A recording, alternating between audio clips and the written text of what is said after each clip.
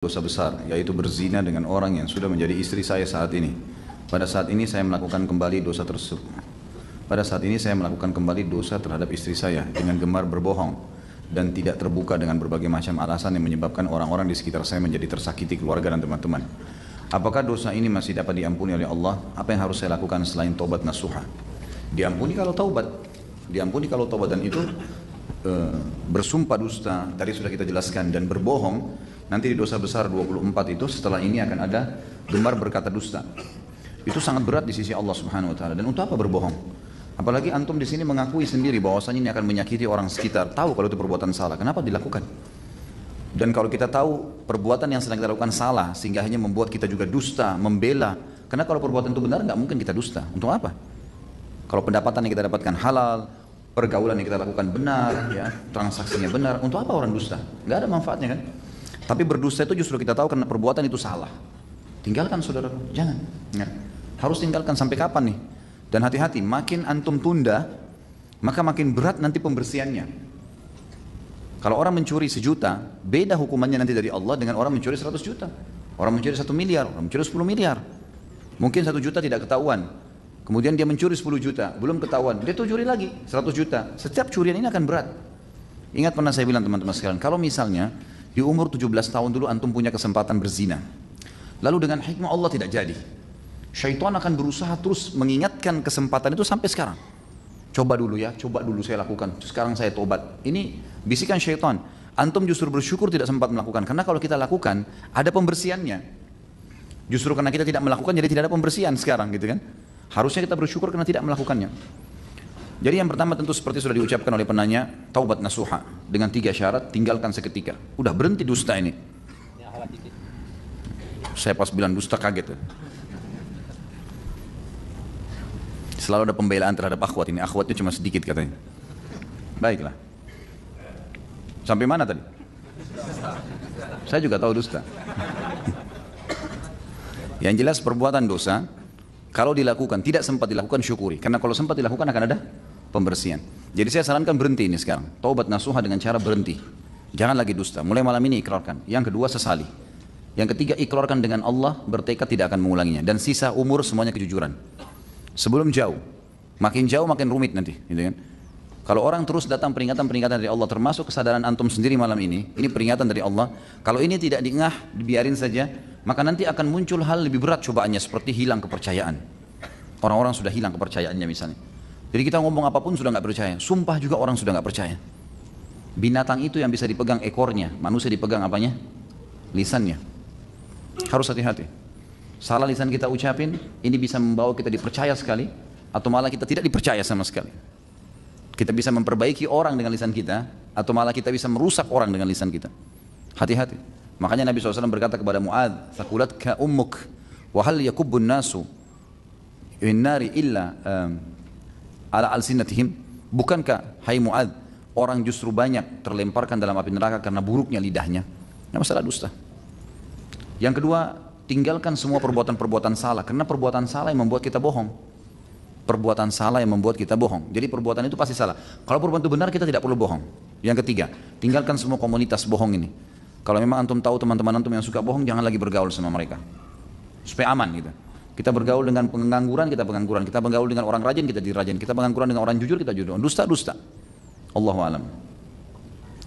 Bagaimana hukumnya kita menjalankan sunnah hanya baru tampak luar, seperti tidak isbal dan memelihara jenggot, sementara ibadah belum baik? Apakah kita berdosa tampak alim tapi sebenarnya masih belajar? Tentu saja tidak. Kan dalam proses gitu kan. Tapi bedain antara amal sunnah dengan amal wajib ya. Kalau amal wajib antum nggak ada pilihan. Harus sholat wajibnya. Kalau berjenggot tidak isbal tapi nggak sholat 5 waktu, nggak ada gunanya. Karena yang wajib tidak bisa toleransi di sini. Tapi kalau antum masih belum sholat duha, belum bisa sholat malam, masih dalam proses belajar sunnah nggak ada masalah. Dalam proses gitu kan. Allahu a'lam. Bagaimana hukum menagih utang, tapi kita tahu bahwa si pembayar utang membayar dengan uang haram, sementara kita dalam keadaan butuh darurat. Apakah kita berdosa dengan pembayaran utang tersebut karena dari hasil yang haram? Pertanyaan yang bagus ini. Kalau misalnya orang terlilit utang, orang itu terlilit utang, dia mau bayar sama kita, dia nggak ada uang. Ada orang lain memberikan kepada dia uang, tapi dari sumber haram. Contoh sumber haram dari bunga bank, riba. Ini sumber haram. Sumber haram ini ada dua macam. Ada sumber haram yang sifatnya kalau dikeluarkan oleh pemiliknya dia tidak pakai, seperti orang punya bunga bank, dikeluarin sama dia. Maka uang itu pindah kepada tangan yang lain sudah tidak haram. Seperti misal, diberikan kepada fakir miskin yang butuh sekali rumahnya mau rubuh. Dihitung sebagai fasilitas umum. Ya. Karena uang yang tadinya riba itu sebenarnya waktu ditarik, dia tidak pakai untuk diri sendiri sudah menjadi hukum umum. Kembali kepada hukum asal. Yang mengeluarkan tidak dapat pahala, dan kalau dia pakai fasilitas umum bisa. Seperti WC umum, rumah untuk orang-orang yang susah gitu kan. Atau ada orang terlilit utang betul-betul dia akan berbahaya kalau enggak.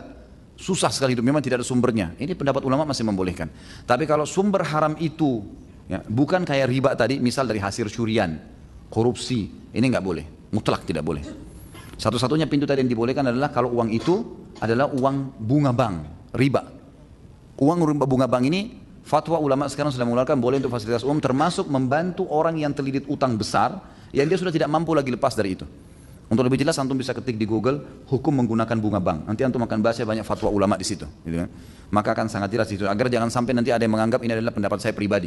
Maka bisa dilihat itu panjang lebar pendapat para ulama. Tentu saya tidak bisa bacakan semua, tapi seperti itulah gambarannya. Jadi dilihat nih. Kalau sumber yang tadi antum bilang orang itu bayar sumber haram adalah uang curian, uang korupsi, ya, hasil menipu orang, maka ini jangan diterima, nggak bisa. Walaupun antum dalam keadaan butuh, karena nggak boleh.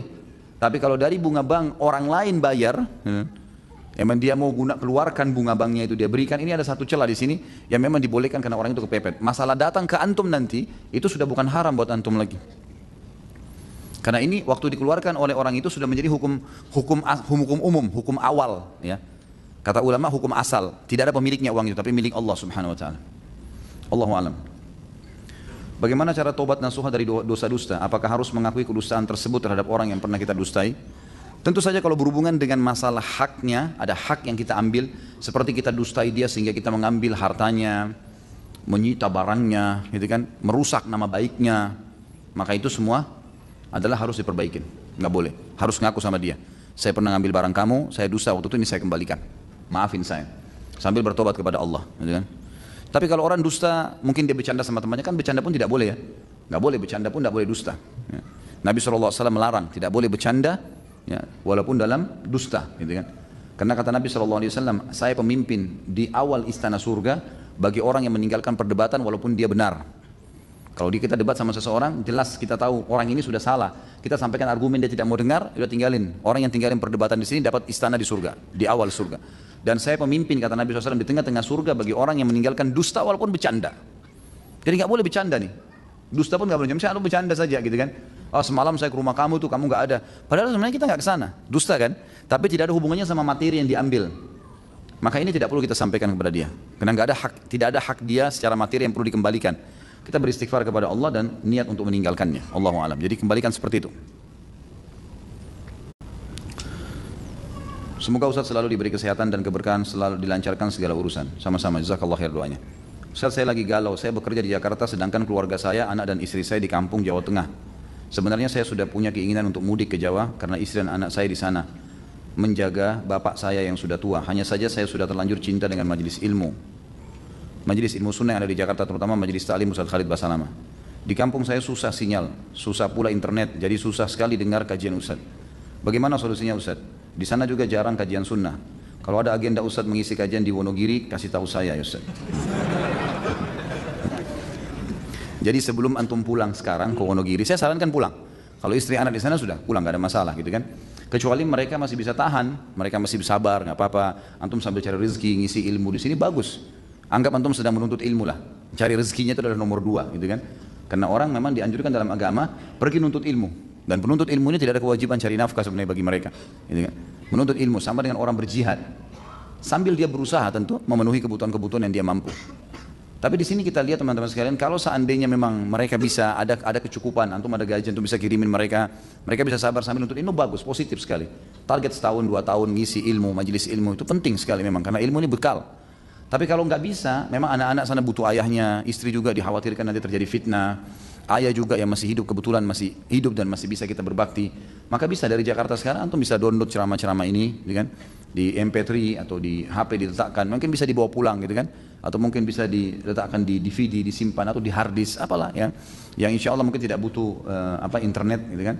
Mungkin kalau di kampung antum tidak ada, itu sudah cukup insya Allah, bisa ya. Sesekali insya Allah ada rezekinya satu waktu ke Jakarta, tapi tentu tetap lebih ideal adalah idealnya antum tinggal menuntut ilmu, itu lebih baik.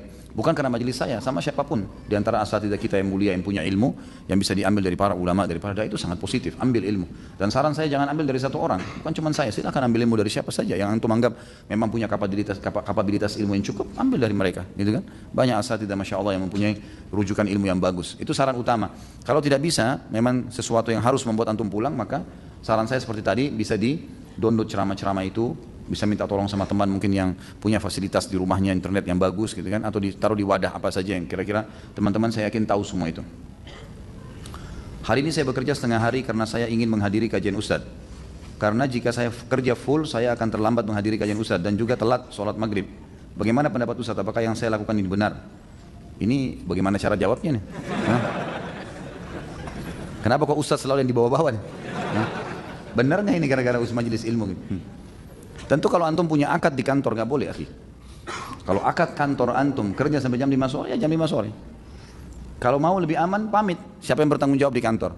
Khusus hari Rabu misalnya, saya mungkin pamit untuk keluar jam sekian. Bisa nggak? Karena ada majelis ilmu yang saya mau sampaikan. Oh nggak bisa gini-gini, baik. Apa konsekuensinya? Mungkin gaji saya dipotong untuk hari itu setengah atau apa? Tidak masalah. Atau saya ganti dengan jam lain di hari lain saya lembur. Apa negosiasi coba sampaikan gitu kan? Kalau tidak ada pintu sama sekali, akadnya antum tanda tanganin harus jangan ya, akhi. Nggak boleh. Majelis ilmu, majelis baik, majelis suci, nggak boleh ternodai dengan maksiat. Antum maksiat dengan tempat kerja nggak boleh. Harus bahasakan baik-baik sama mereka, gitu kan? Karena antum sudah akad. Makanya saya bilang lebih baik sampaikan. Mungkin ada di antara teman-teman yang bertanggung jawab di kantor yang muslim bisa faham. Kita berikan penjelasan dengan cara nego tadi. Mungkin gaji kita dipotong, mungkin kita ganti dengan jam kerja yang lain lembur, mungkin dan seterusnya. Hal yang positif saja. Allahu a'lam, itu yang saya tahu. Jadi lebih baik seperti itu. Kalau masalah sholat maghrib jangan dihubungkan, akhi. Sholat maghrib antum harus sholat, nggak bisa enggak. Mampir di mana saja masjid, gitu kan? Di mana saja. Saya kalau keluar telat, saya cari masjid di pinggir jalan. Mana masjid, mampir sholat dulu, baru datang ke sini, gitu kan? Nggak ada masalah, sholat dulu. Gitu. Jangan ditunda sholat maghribnya, jangan hanya karena takut kehilangan majelis, nggak apa-apa. Dan alhamdulillah sekarang fasilitas sudah selalu teman-teman tim upload di YouTube. Kajian kita sekarang, insya Allah minggu depan antum sudah dapat kajian yang sama, sudah ada gitu. Bisa ditonton, bisa diulang-ulangin, insya Allah nggak ada masalah, gitu kan? Allahu a'lam. Cukupkah kita taubat nasuha terhadap perkataan dusta dan bohong? Seperti saya bilang, kalau hanya hubungan antum dengan Allah, ya kan, maka itu cukup dengan tidak ada hubungan materinya orang lain. Tidak ada materi orang yang kita ambil, ya. Itu insya Allah sudah cukup dengan taubat.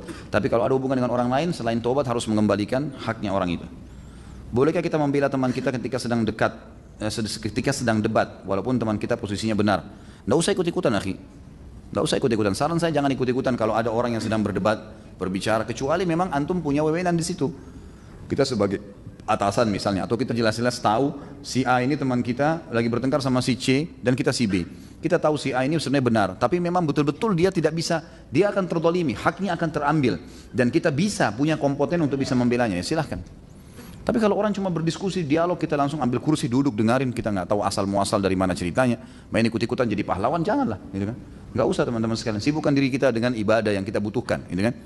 Sampai ulama mengatakan, saya berharap kalau bisa mata saya hanya melihat ke depan dan telinga saya hanya mendengar apa yang terdekat dengan diri saya, supaya saya tidak bertanggung jawab dengan apapun yang terlintas di depan mata saya. Karena mata ini melihat bertanggung jawab, telinga mendengar bertanggung jawab kan. Sampai mereka berkata seperti itu untuk menjaga supaya jangan sampai ada banyak hisab hari kiamat. Apalagi kalau ada orang yang sengaja iseng, ya, mendengarkan perkataan orang, ikut-ikutan terlibat situ, itu nggak usah. Kalau antum memang betul-betul harus ya ingkar mungkar karena ini orang terdolimi, haknya akan hilang, maka itu nggak masalah. Tapi kalau hanya sekedar dialog biasa, ya sudahlah, biarkan saja gitu. Apakah ada hadis tidak boleh melakukan sholat ketika azan? Setahu saya tidak ada. Hanya saja memang ada hadis yang berbunyi kalau muadzin sedang menggunakan azan maka ucapkanlah seperti yang diucapkan. Karena memang kita disuruh oleh Nabi SAW ucapkan misalnya Allah Akbar, kita mengatakan Allah Akbar, asyhadu an la ilaha illallah, kita katakan asyhadu an la ilaha illallah, gitu kan. Kita ucapkan. Maka kalau kita sholat kan kita nggak bisa ikutin itu. Makanya sebagian ulama mengatakan beranjak daripada hadis ini lebih baik seseorang nunggu sampai azan selesai. Gitu. Tapi ini bukan larangan ya, ini hanya cuma himbauan. Boleh antum masuk masjid, antum sholat, boleh. Dan boleh kata ulama kalau selesai antum salam, muadzinnya juga sudah selesai. Baru antum mengatakan Allah Akbar, asyhadu an la ilaha illallah. Seperti antum niatkan menjawab muadzin tadi. Padahal antum sudah salam, muadzin juga sudah selesai. Karena tadi kita terhalang dengan sholat. Atau mungkin kasus lain antum masuk masjid, antum lagi sholat tahiyat masjid, tiba-tiba azan. Selesai antum sholat 2 rakaat, azannya sudah selesai. Kita nggak sempat ucapkan apa yang diucapkan muadzin. Boleh setelah salam. Kata sebagian ulama, kita baru mengulangi muadzin itu untuk mendapatkan fadilah hadis, gitu kan? Tapi tidak ada larangan khusus untuk sholat pada saat azan. Cuman memang himbauannya seperti tadi, lebih afdal mengikuti apa yang diucapkan oleh muadzin. Bolehkah kita berbohong untuk menyelamatkan diri dari seseorang yang mau menyiksa atau membunuh kita? Lihat dulu keadaannya seperti apa nih, gitu kan? Seperti apa kira-kira? Kalau saran saya, Allahu alam, tidak ada kebohongan, gitu kan? Kalau antum belum datang ajalnya, tidak akan mati. Mustahil. Mustahil. Ajal antum bukan di tangannya orang itu. Ajal kita di tangan Allah Azza wa Jalla. Seseorang kalau saatnya ajalnya datang, kata Nabi SAW, Allah akan buat dia punya hajat di tempat yang Allah akan cabut nyawanya. Sehingga dia pergi ke sana, dia punya urusan lalu mati di sana. Itu pasti terjadi. Kalau saran saya, Allah alam, tidak usah dusta, gitu kan? Misal ada perampok, kemudian mau merampok kita. Kita berusaha membela diri tapi nggak bisa. Ya, misal. Lalu kemudian dikatakan kamu punya harta, kamu punya sesuatu. Iya. Kalau dia mau ambil ya sudah, gitu kan? Itu urusan dia dengan Allah Subhanahu wa taala. Tugas kita nanti ikhtiar. Kalau Allah masih menyelamatkan nyawa kita, kita ikhtiar, laporkan kepada pihak aparat, ditelusurin, dicari tahu dan seterusnya. Allahu a'lam, itu yang saya tahu. Tentu tidak bisa kita mengatakan boleh berdusta di sini karena saya tidak temukan dalilnya. Dan sebenarnya orang yang dalam kondisi seperti ini terdesak dan dia tahu dia sedang membela kehormatannya, keluarganya atau hartanya, ingat akhi, ini mati syahid. Mati mulia itu. Bela, gitu kan? Bela diri semampunya. Kalau sampai ajal datang, alhamdulillah itu masuk surga tanpa hisab loh itu. Gitu kan? Dan memang antum akan mati kalau ajalnya datang. Nah, itu satu kemuliaan. Bukan sengaja kita cari gara-gara tentunya, tapi ini kasusnya adalah kalau memang kita sedang terdesak dalam kondisi seperti ini. Ustadz, istri saya pernah berbohong dan bersumpah atas nama Allah beberapa kali. Haruskah saya percaya setiap perkataan istri saya dan harus berbuat apa yang harus saya perbuatkan terhadap istri saya? Tentu saja diajak bertaubat kepada Allah Subhanahu wa taala, dan istri ini harusnya takut kepada Allah. Untuk apa bohong dan sumpah dusta? Dari tadi kita bahas ini sebenarnya untuk meninggalkan sifat dusta itu. Tinggalkan teman-teman sekalian. Kalau pernah ada sifat kita di situ, istighfar kepada Allah. Mulai sekarang, mulai malam ini, ikrarkan kepada Allah, saya tidak mau lagi dusta. Udah jalan ke depannya. Tawakal Allah. Sisa umur kita isi dengan kejujuran. Apapun konsekuensinya. Biar nyawa antum harus hilang. Tidak apa-apa. Tapi kita berada di atas kebenaran. Dan ingat, ajal tidak akan datang kecuali memang sudah ditentukan oleh Allah. Bukan karena kasus ada orang gebukin kita, ada orang serang kita, atau ada orang fitnah. Bukan. Jadi coba jujurlah teman-teman sekalian. Ini istri seperti ini ataupun kalau ada kasus suami juga sama. Jangan dusta akhi dan ukhti. Ucapkan apa adanya. Saya salah, maaf ya, bantu saya lagi mau taubat. Ucapkan apa adanya. Insya Allah dengan kejujuran itu akan membuat orang lain, Allah akan lunakkan hatinya dia untuk bisa menerima keadaan kita. Nah, kita betul-betul mau perbaikin dan kita harus berazam, bertekad. Dusta itu seperti orang, kata ulama, meletakkan duri-duri beracun di lidahnya sebenarnya. Dusta itu seperti orang meletakkan duri-duri beracun di lidahnya yang bisa setiap dia ngomong melukai mulutnya sendiri. Karena setiap ucapan dusta itu sebenarnya dia sedang melukai dirinya. Ya, sekarang dia dusta nih, dia lukai dirinya sebenarnya karena kalau kebongkar dia malu sama orang-orang ini kan. Dia sedang melukai dirinya, dia sedang meletakkan duri-duri beracun di lidahnya. Untuk apa? Lebih baik antum cabut tuh duri-duri, buang. Udah, apa adanya ngomong. Gitu kan. Jadi tinggalin dusta, nggak boleh. Baik, posisi antum suami, bagaimana kalau istri seperti ini? Berikan peringatan tegas, antum pemimpin. Dusta lagi, berarti tidak sama saya tinggalnya nih. Karena sulit orang tinggal satu rumah dengan perempuan, istri yang suka dusta. Apa yang mau dipercaya? Kan? Sama juga dengan laki-laki. Ada suami yang setiap saat dusta terus. Bagaimana caranya istrinya bisa tinggal sama dia? Kan nggak mungkin. Kita akhirnya bingung, yang mana yang benar, yang mana salah nih. Seperti kondisi antum sekarang, antum bingung kan ini? Penanya sekarang bingung. Ini apa yang saya harus perbuat nih? Apakah saya harus percaya atau tidak kalau dia ngomong? Dan orang yang dusta sudah sulit kan gitu. Sudah sulit. Ada kisah nyata terjadi. Seseorang suka bohong, bercanda, sambil bohongin teman-temannya. Satu waktu mereka ke pinggir di tengah lautan, terus dia loncat menunjukkan kepada teman dia bisa berenang, ternyata ya kram kakinya, tenggelam. Dia sambil minta tolong, temannya kira bercanda. Akhirnya mati benar gitu. Teman-temannya pikir oh bercanda, diketawa-ketawain dia. Ini suka bercanda soalnya. Suka bohong gitu kan. Akhirnya dibiarkan, subhanallah, meninggal dalam keadaan begitu. Jadi nggak ada manfaatnya. Dan saya sarankan pribadi, kalau ada pasangan yang selalu dusta, tidak pernah mau taubat, jangan sama-sama. Allahu a'lam, karena kita nggak tenang ini. Mau tenang apa kira-kira? Telepon dia dusta, ketemu langsung dia dusta, apa saja dusta ini. Bahaya kan?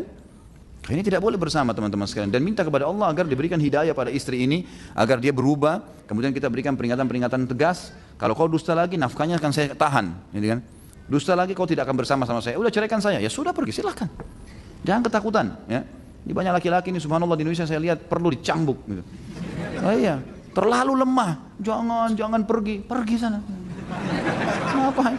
Lah iya, sudah jelas istrinya pelacur. Ada gitu pernah kasus. Saya sampai nggak bisa tahan gitu ngeliat. Ada ikhwah datang, Ustaz, suami istri saya selingkuh sama laki-laki lain. Apa yang saya harus buat? Tinggalin. Ngapain tinggal sama perempuan begitu? Tinggalin, masih banyak perempuan lain akhi. Tapi nggak bisa Ustaz. Bisa. Kenapa nggak bisa? Bisa. Ini dia sendiri yang bikin kacau hidupnya nih. Saya kalau tidak nikah sama ini saya bisa gila. Gila benar. Bodoh dia sendiri. Kenapa? Perempuan banyak kok. Sama dengan akhwat juga. Banyak laki-laki gitu loh. Banyak yang soleh. Lebih baik kita isi sisa umur kita dengan hal-hal yang bermanfaat daripada habis di situ terus dalam kondisi yang sama. Ngapain? Kalau orang ini nggak mau taubat ya. Kalau orang ini mau berubah, alhamdulillah. Tapi kalau dia tidak mau berubah, apa nikmatnya antum hidup? Kalau setiap saat ditipu, dibohongin. Ini kita taruh duit jadi takut. Ini jadi takut, itu jadi takut, jadi was-was sendiri hidup. Untuk apa? Nah, Allahu a'lam, itu saran saya. Sekali lagi, kalau dia mau taubat, terima. Berikan peringatan-peringatan tegas, gitu kan? Berdoa sama Allah, diberikan. Kalau tidak mau, jangan bersama-sama. Allahu a'lam. Bagaimana cara merubah orang yang suka bersumpah dusta? Kalau pemerintah cambuk, ini kalau pemerintah cambuk 80 jerah. Karena memang begitu hukum syar'inya kan? Orang yang dusta, sumpah dusta itu hukumnya dicambuk. Diberdiri di depan umum, bajunya kalau laki-laki dibuka punggungnya dicambuk 80, dilihatin orang-orang. Berdarah biarin. Jadi dia kapok, berhenti. Itu hukum kalau pemerintah, mestinya hukum syar'i begitu. Makanya dalam buku-buku fikih kita namanya haddul muftari, hukuman cambuk bagi pendusta dan penyumpah dusta ini. Saksi dusta, semuanya dicambuk. Surah An-Nur yang menceritakan tentang 3 orang yang akhirnya memfitnah Aisyah radhiyallahu anha berzina kan? Ada Muslim bin Abi Muslih, ada Hamna binti Jahash, dan juga ada Hasan bin Thabit. Sahabat-sahabat yang mulia tapi terikut arus, akhirnya dusta. Akhirnya menyebarkan berita dusta, dicambuk oleh Nabi SAW. Perintah Allah suruh cambuk 80 jerah. Ini kalau pemerintah. Kalau individu, nasihat ini nggak boleh, haram. Apa manfaatnya kau dusta? Apa manfaatnya? Nggak ada manfaat sama sekali. Untuk mendapatkan sesuatu manfaat dunia, hukumannya lebih berat. Nasihatin 1, 2, 3, 4, 5 dari tadi panjang lebar saya jelaskan banyak apa yang teringat pada saat itu disampaikan. Kalau tidak mau, jangan bergaul sama orang seperti ini. Pendusta nggak boleh jadi teman. Ini sifat munafik. Orang mukmin tidak boleh punya sifat ini. Apabila di perusahaan terdapat resource divisi X sebanyak 10 orang dan divisi Y sebanyak 8 orang, total 18 tim teknis. Suatu ketika klien bertanya berapa banyak resource Anda, yang dimaksud klien divisi X. Kemudian saya jawab 18 tim teknis, padahal saya paham pertanyaan dari klien. Bolehkah itu Ustaz? Haram. Haram, ini dusta. Sudah tahu kalau yang dimaksud yang satu tim yang 8 orang, kenapa jawab 18? Untuk apa? Untuk dapat bonus? Haram akhi. Nggak boleh. Haram ya, jelas. Nggak boleh dibuat. Dosa. Ada orang yang sumpahnya mengatakan sumpah ketabrak semut. Apakah sumpah tersebut termasuk berbahaya? Apa ini? Iseng apa? Ketabrak semut. Untuk apa ini? Apakah sumpah itu berbahaya? Ya mungkin berbahayanya karena dia permainkan sumpah itu. Tapi untuk apa sumpah begini? Ngomong yang bermanfaat, nasihat, sesuatu yang bermanfaat, ambil ilmu dari orang. Ya akhi, orang mukmin dan mukmin itu tidak boleh ngomong kecuali yang bermanfaat. Man kana yu'minu billahi wal yawmil akhir falyakul khairan aw liyasmut. Itu kaidahnya. Siapa yang mengaku beriman pada Allah dan hari akhir, dia harus mengucapkan emas, yang khair, yang baik. Ambil ilmu dari orang. Kalau saya targetnya, kalau saya pribadi, setiap kali saya ketemu orang, saya dapat ilmu apa dari orang ini? Saya selalu coba bertanya sesuatu yang merupakan kelebihan dia apa nih, supaya saya bisa dapat manfaat. Jangan kosong, atau dia dapat manfaat dari saya. Itu prinsip. Maka teman-teman kalau mungkin ada interaksi sama saya, mungkin pernah datang, saya nggak mau ngomong kosong tuh. Sesuatu apa sih yang bermanfaat? Ada yang bisa bermanfaat, sesuatu yang kita bisa tanya, ambil ilmu, atau dia dapat ilmu, dia konsultasi, silahkan. Kalau kosong untuk apa? Nggak ada manfaatnya. Karena umur kita berjalan kan, harus targetnya dari pahala ke pahala, dari pahala ke pahala. Apalagi nih, apalagi, harus begitu. Karena buku amal kita dicatat terus gitu. Maka jangan sia-siakan teman-teman, cukuplah waktu-waktu dulu kita suka buang-buang waktu kosong. Kalau kita lihat buku amal kita dulu mungkin yang sering kita ngomong kosong, main gaple lah, main catur lah, buang-buang waktu, apa manfaat? Dari mana itu orang bilang belajar perang dari catur? Bohong tuh. Mana bisa kuda jalannya L? Hah? Emang begitu orang di medan perang? Alasan semua, apa ini buang-buang waktu kosong untuk apa teman-teman sekalian? Lebih baik antum baca buku. 1 jam, 2 jam baca berapa lembar, baca Al-Quran bisa 50, 70 ayat, bisa 100 ayat tuh. Kan majelis ilmu antum dengar ceramah lebih baik. Daripada buang-buang waktu karena di pinggir jalan sampai buang waktu berapa jam, berjam-jam. Semoga Allah kasih hidayah. Apa manfaatnya? Olahraga otak baik, olahraga otak juga baca, hafal tuh olahraga otak tuh. Orang yang sering menghafal, kenapa dalam agama dimotivasi hafal Quran, hafal hadis, ya kan? Nabi SAW memotivasi para penuntut ilmu untuk hafal, karena hafalan itu mengencerkan otak lah kalau bahasa kita ya. Hafalan, bukan dengan cara permainan, hafalan itu akan memberikan kepada kita tambahan. Itu yang dinukil dari para ulama kita, makanya mereka menghafal. Kita tidak pernah temukan di dalam agama kita ada istilah teka-teki. Coba antum lihat dari Al-Quran dan Sunnah. Enggak ada itu Nabi SAW sengaja menjebak sahabatnya untuk menjawab atau enggak ada teka-teki. Jelas A, B, B, jelas. Hafal, kerjakan, tinggalkan, jelas semuanya, gitu kan? Jadi ini yang kita lakukan, sesuatu yang bermanfaat. Karena dari sesuatu yang bermanfaat akan mendatangkan manfaat yang lainnya. Jangan pernah ada waktu kosong. Siapa yang mengaku beriman pada Allah hari akhir, dia harus berkata yang benar, bermanfaat, atau dia diam saja. Di masjid-masjid banyak yang menghadiahkan bacaan surah Al-Fatihah ditujukan kepada para almarhum atau almarhumah dan juga kepada Syekh Abdul Qadir Jailani. Kenapa kok Syekh Abdul Qadir Jailani bukan syekh-syekh lainnya? Jazakallah khair. Tanya yang lakukan. Jangan ke saya kan. Kenapa dia lakukan? Kenapa cuma Syekh Abdul Qadir Jailani? Coba tanyain. Jadi kalau saya tidak punya jawaban, kan? Saya tidak tahu kenapa melakukan, karena saya sendiri tidak melakukan itu. Allahu a'lam. Bagaimana pendapat Ustaz tentang pemimpin yang sekarang hanya berumbar janji dan sumpah palsu, yang sudah mengiming-imingkan para rakyatnya dan ternyata sekarang hanyalah sebuah angan-angan palsu? Hukuman berat, sumpah palsu, dusta, janji, bohong, ini semua luar biasa dosanya. Dalam hadis kata Nabi SAW, siapa yang diberikan amanah memimpin masyarakat, ya, kemudian dia meninggal dalam kondisi dia menipu rakyatnya, apa yang dia ucapin, diumbarin, ternyata tidak dijalankan, maka surga haram baginya. Hadis sahih itu. Jelas ancaman. Dalam hadisnya dikatakan dia pasti masuk neraka. Untuk apa? Untuk apa semua ini? Untuk dapat jabatan. Teman-teman coba bayangkan, anggap seorang presiden berhasil 2 periode, 10 tahun. Baik, berlalulah 10 tahun. Seperti apa yang dia inginkan dengan umbar janjinya segala. Setelah selesai 10 tahun, dapat apa? Dikenang namanya, dipasang fotonya, hanya itu. Lalu kemudian kita tanggung konsekuensi orang yang didustai satu Indonesia. Itu bukan main-main itu. Ini orang-orang kalau datang hari kiamat menuntut kita bagaimana nih? Satu orang aja sudah bisa habisin pahala kita, apalagi banyak orang. Bagaimana mereka tidak berpikir? Tentu itu pelanggaran ya, jelas-jelas itu. Dan ingat, mau dia pemimpin atau dia masyarakat biasa teman-teman, wallahi, saya bersumpah di masjid ini teman-teman, pasti konsekuensi hukumannya ada. Gak ada ceritanya dosa sekecil apapun tidak ada pembersihannya. Wallahi ada pembersihannya, pasti. Kalau bukan masyarakat yang hukum, nanti akan dihukum tuh. Nanti masalah sama istri, masalah sama anaknya, nanti ada penyakit, nanti ada macam-macam. Allah punya cara, gak usah khawatir, gitu kan. Fir'aun, apa yang tidak dimiliki oleh Fir'aun? Menguasai setengah dunia, fisiknya sempurna, ngaku Tuhan, warganya, masyarakatnya mengatakan iya. Apa yang kurang gitu? Tapi sekarang cuma apa dikenang? Oh dulu ada namanya Fir'aun. Sisa tempat tinggalnya ada ya. Tapi apa yang didapatkan? Nol. Nggak ada apa-apa. Sekarang malah diancam dengan hukuman. Allah SWT memastikan siksa kubur, siksa akhirat berat. Dan orang-orang ini akan mengatakan pada hari kiamat tidak punya apa-apa lagi. Hukuman makin berat karena makin berat, ya, makin banyak perbuatan yang dilakukan dari kesalahan.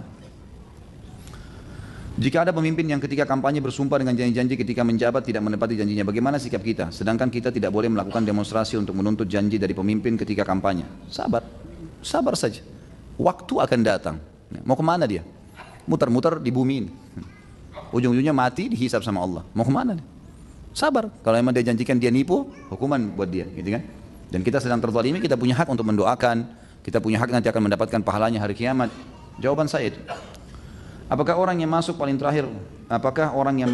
terakhir surga dan orang yang paling terakhir keluar dari api neraka, orang tersebut dari golongan Nabi Muhammad SAW, sedangkan golongan yang pertama dihisab adalah umatnya Nabi Muhammad SAW, dan Nabi Muhammad SAW tidak akan masuk surga sebelum umatnya masuk ke surga terlebih dahulu. Tidak tahu apakah dia dari umat ini atau dari umat lain, tapi hadis Bukhari menjelaskan akan keluar penghuni surga terakhir dari neraka. Itu hadisnya begitu, penghuni surga terakhir dari neraka. Seperti itu saja lafaz hadisnya. Tidak dijelaskan apakah umat Islam, umat Muhammad SAW atau umat-umat sebelum kita, Allahu a'lam. Itu enggak jelas. Masalah hadis bahwasanya umat Nabi Muhammad SAW pertama surga bersama dengan umatnya, ini adalah umat-umat Islam yang masuk surga dulu. Memang dasarnya mereka sudah masuk surga tanpa hisab atau mereka sudah lolos di hisab. Itu memang masuk bersama Nabi SAW. Tapi yang punya dosa masuk neraka dulu. Yang punya dosa masuk neraka dulu. Dan ada di antara umat-umat Islam, umat Muhammad SAW yang kata Nabi SAW dalam hadis riwayat Tirmidzi, ada di antara umatku akan menyelamatkan dengan syafaatnya. Maaf, ini kalau tidak salah hadis riwayat Bukhari. Ada di antara umatku yang bisa menyelamatkan dengan syafaatnya seperti jumlahnya suku Mudar. Suku Mudar ini ada suku besar sekali di zaman Nabi SAW, itu jumlahnya mungkin 100.000 orang.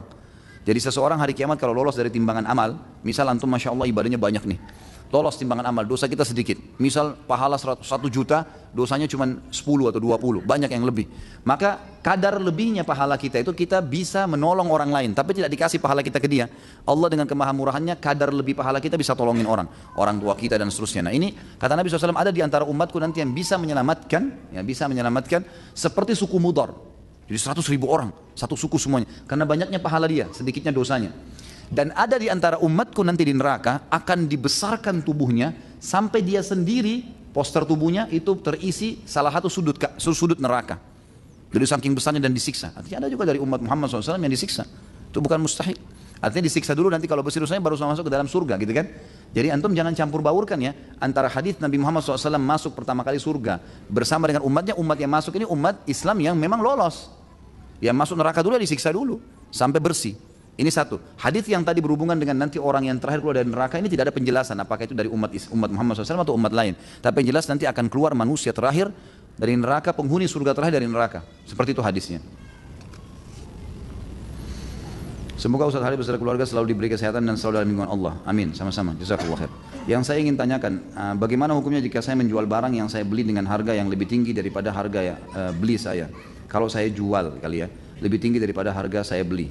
Misal saya beli TV dari teman seharga 500.000, kemudian karena saya bosan saya jual ke orang lain dengan harga 650.000. Bolehkah saya melakukan tersebut? Harga jual di pasaran masih lebih tinggi dari harga jual tersebut. Boleh, boleh saja, nggak ada masalah.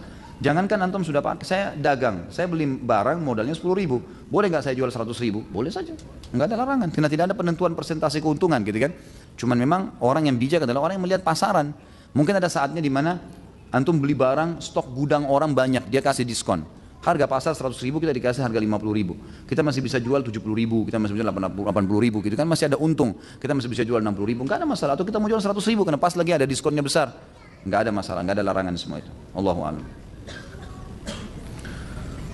Bagaimana hukumnya jika sedang melakukan negosiasi dengan vendor, kita punya anggaran X rupiah, tapi kita punya target untuk tidak dihabiskan anggaran tersebut sehingga kita menekan harga hingga di bawah anggaran tersebut. Apakah termasuk dusta? Dosa itu akhi yang antum tahu dalam diri antum berkecamuk. Subhanallah, orang kalau mau buat dosa itu dia tahu dalam jiwanya ada sesuatu gejolak, ada masalah. Kata Nabi SAW dalam hadis sahih riwayat Imam Ahmad, dosa itu yang bergejolak dalam hatimu walaupun kau sudah tanyakan pada siapapun hukumnya. Kita lebih tahu. Sekarang antum tujuannya menawarkan kepada vendor dengan anggaran tertentu. Padahal antum sudah niat dari awal, memang niatnya memang bukan begitu anggarannya. Memang mungkin mau diambil keuntungan atau mau diapa, dan antum tahu diri antum sedang ada rekayasa informasi di situ. Dusta, dusta akhi. Hati-hati antara antum dengan Allah Subhanahu wa taala. Saya cuma bisa jawab sesuai dengan pertanyaan, tapi antum lebih tahu keadaannya. Seperti kasus kemarin ada seorang akhwat bertanya pada saya di taklim, Ustaz hukumnya suami saya begini, begitu, begini, begini. Pertanyaannya jelas seakan-akan dia terzalimi. Saya jawab apa adanya. Suaminya telepon saya, Ustaz afwan, ada beberapa waktu istri saya bertanya di pengajian katanya begini-begini. Lalu saya tunggu istri saya karena itu versi dia. Sebenarnya Ustaz begini kejadiannya diceritakan. Maka saya dengar dari dua pihak. Baru kemudian saya luruskan pada saat itu. Dan harus kita berlaku adil. Saya jawab apa adanya karena tadinya istrinya saya berikan jawaban karena dia seakan-akan memutar pertanyaan untuk membenarkan perbuatannya. Menurut suaminya itu perbuatannya salah semua dan ada bukti-buktinya dan seterusnya. Berarti kan memang ini kembali kepada antum nih. Makanya Nabi SAW mengatakan dalam hadis riwayat Muslim, siapapun yang aku hakimi sesuatu yang dia tahu dia menzalimi saudaranya, maka jangan diambil. Karena kalau dia ambil, maka berarti saya sedang memasukkan sebagian anggota tubuhnya atau ke dalam tubuhnya api neraka. Hati-hati akhi. Apa adanya, proyek sekian ya sekian. Memang jelas ada keuntungan, gitu kan? Tidak ada masalah, tapi jangan direkayasa keadaan tersebut. Kalau misalnya kita menawarkan produk, hampir sama pertanyaan sebelumnya. Saya punya proyek, kira-kira saya tahu modal saya 300 juta. Saya menulis dengan keuntungan yang saya harapkan 100 juta. Baik, 400 juta masuk, silakan. Pertimbangan negosiasi sekian, masih ada 70 juta. Baiklah, saya ambil proyek tersebut. Halal aja. Tapi saya tidak mengerti sekarang yang dimaksudkan dalam pertanyaan seperti apa. Apakah nanti misalnya kita presentasikan kepada atasan atau kepada vendor, ini loh saya sekian saya akan lakukan begini. Tapi kita tahu sebenarnya angka-angka ini adalah ada rekayasanya. Hanya untuk ada kepentingan pribadi yang akan kita dapatkan di situ. Makanya tidak benar semuanya. Termasuk dalam seperti ini juga teman-teman sekalian adalah menulis anggaran dengan angka tertentu, ternyata kemudian pada saat kita kerjakan proyek kita kurangin kualitasnya misalnya, atau kita kurangin supaya kita dapat keuntungan lebih. Ini semua tetap tidak boleh. Antara antum dengan Allah, antum lebih tahu. Hati-hati. Allah Subhanahu Wa Taala dalam ayat dikatakan Innallaha la yakhfa alaihi syai'un fil ardi wala fis sama'. Allah itu tidak tersembunyi apapun baginya di langit dan di bumi. Jangan main-main dengan Allah Subhanahu Wa Taala, berbahaya. Saya punya adik ipar laki-laki udah menikah, tinggal di rumah saya, sering berbohong terus, udah sering dinasihatin tapi tetap juga bohong, dan pernah juga diberi hukuman, tolong nasihatnya. Saran saya jangan tinggal serumah. Kalau pembohong jangan tinggalkan di rumah. Minta baik-baik kalau kamu tetap bohong, kamu jangan di rumah sini. Sampaikan apa, dan itu bukan aib, bukan aib. Apalagi memang dalam masalah rumah tangga teman-teman tidak boleh orang serumah, dianjurkan ya. Dianjurkan usahakan tidak serumah, kecuali memang dalam kondisi kita lagi tidak punya kemampuan, keluarga kita atau mungkin orang tua atau mertua kita lagi sendirian dan seterusnya, itu lain hukumnya. Allahu a'lam. Baik, ini mungkin yang terakhir teman-teman, saya nggak bisa jawab semua ya, karena masih ada beberapa kegiatan yang lain. Apabila ada di dalam hubungan suami istri ada perbedaan pendapat tentang menjalankan ibadah, bagaimana sikap seorang istri? Contoh suami menjalankan maulid Nabi atau suami suka meminta tawassul kepada orang mati di kuburan atau mengadakan tahlilan. Nasihatin saja. Ibu tugasnya cuma nasihatin. Tetap dia lakukan ya sudah. Yang penting ibu tidak dipaksain gitu kan.